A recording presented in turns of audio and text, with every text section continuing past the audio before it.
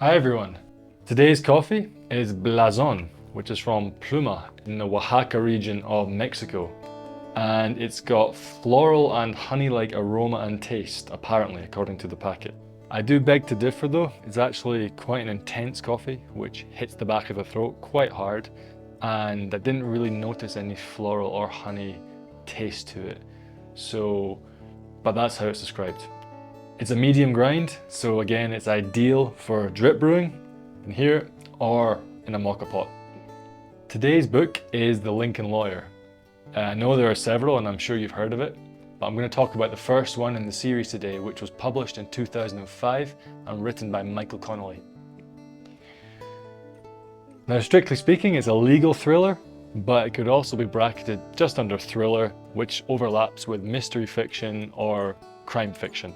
You're probably also aware that The Lincoln Lawyer has been adapted on screen by Netflix, which has been a huge success so far. And that's the reason why I decided to read it, because I watched the first series on Netflix and I was inspired to read the book because of that. And this particular book, the first one in the series specifically, was actually adapted in a film which stars Matthew McConaughey. And it's easy to see why. The first book in the series, this one, is action-packed from beginning to end, and is when we're first introduced to the Mickey Holler as we know him today. Holler is a big city lawyer, and what makes him unique is that he plies his trade from the back of a car, believe it or not, a Lincoln. Hence the name, The Lincoln Lawyer. Now, when we first get to know Holler, he's a hustler, and he'll take any type of case he can get his hands on, anything to make ends meet. Until one day he thinks he's hit the jackpot when he's asked to defend the son of a very wealthy family. Now, in lawyer terms, this is called a franchise case and is one that offers stability, financial stability, for years to come. Now, this is a bizarre case under a bizarre set of circumstances, and the client is, of course, claiming innocence. Isn't everybody who wants the defense claiming innocence? Now, as the evidence stacks up quickly, Mickey begins to believe the client, and Mickey really feels like he has the case in the bag and it'll be some easy money from the client. Things then start to go sideways and Mickey makes a chilling discovery. The case has sinister undertones and things start to sour really quickly. Now, this book follows Holler on a fun but gripping journey as he tries to find out the truth and tries to find out who his client really is.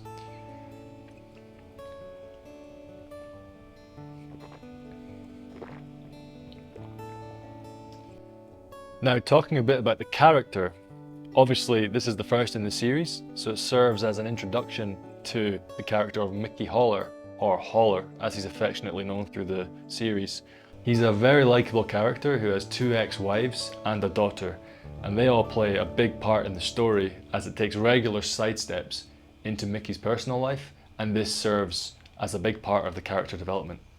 Now, Holler has a bit of a brash edge to him at times, and he can come across as pretty cynical. He's also straight talking, dedicated to his work, and he lacks a bit of a sense of humour. Holler takes no nonsense, and he knows it. Now, I personally imagine it's a fair reflection of how the job can be in real life, especially in a city the size of Los Angeles. I hate to think the emotional roller coaster a lawyer like Mickey Holler goes through, especially based on the such wide variety of clients that he takes on. I know I certainly couldn't do it.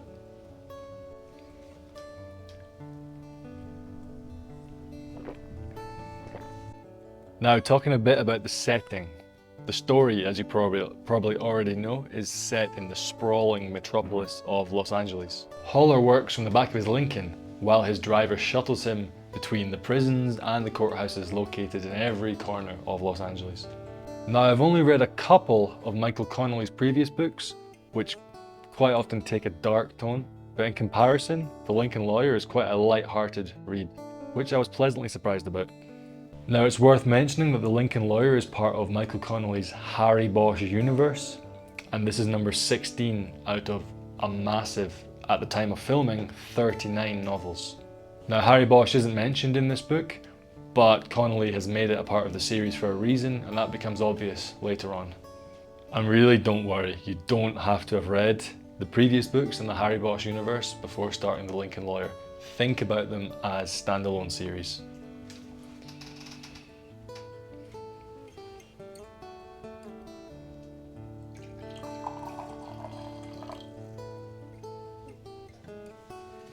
Now, in terms of the style, I would definitely put The Lincoln Lawyer under the umbrella of a medium to fast-paced page-turner. It's easy to read, and while it is a law thriller, the vocabulary and the language are not too complex for the average layperson to understand. I mean, I have no clue about California law, or any law for that matter, and I had no problem understanding what was going on. The book quite often goes into a detailed analysis of courtroom scenarios, and Connolly does it in a fun and absorbing way. He's really good at leaving chapters on cliffhangers, and that tended to leave me craving more. Now talking a bit about my general opinion of the book, it was a thrilling read from beginning to end. Mickey Holler's a likeable character, and like all of us, he does have his flaws. His personal life and backstory are intertwined brilliantly with his legal work to create a healthy fusion of character and plot development, creating a very well thought out story.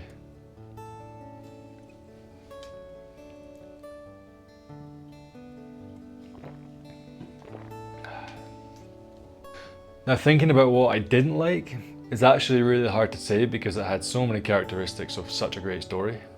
Now, if I'm being a complete stickler, I would say there were one or two discrepancies in the plot which didn't quite add up. There were also several incidents where that voice in the back of my head would echo, "That would never happen in real life." But I'm used to just shutting it up and reminding myself that it is a fun fiction novel. Are thrilling fiction novels ever really that realistic? I don't think so. So these factors didn't really impact my opinion of the novel at all.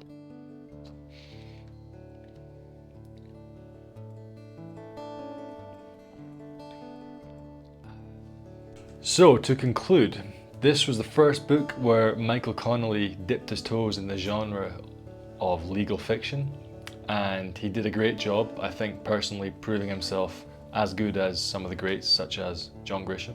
It's fun, gripping, and it had me engrossed from the beginning to the very end. I know I've used the words a couple of times, but I would safely say it can be put in the category of page turner. Now, Michael Connolly did a great job of rounding off the novel. I'm obviously not going to spoil it, but when you read it, you'll see what I mean. So on that note, I must give The Lincoln Lawyer nothing other than 5 beans. Now, if you don't like books with certain far-fetched aspects to the plot, then maybe this isn't for you. But for anyone else who enjoys crime fiction, thrillers, mystery novels, courtroom dramas, then I'd be very surprised if you didn't enjoy The Lincoln Lawyer.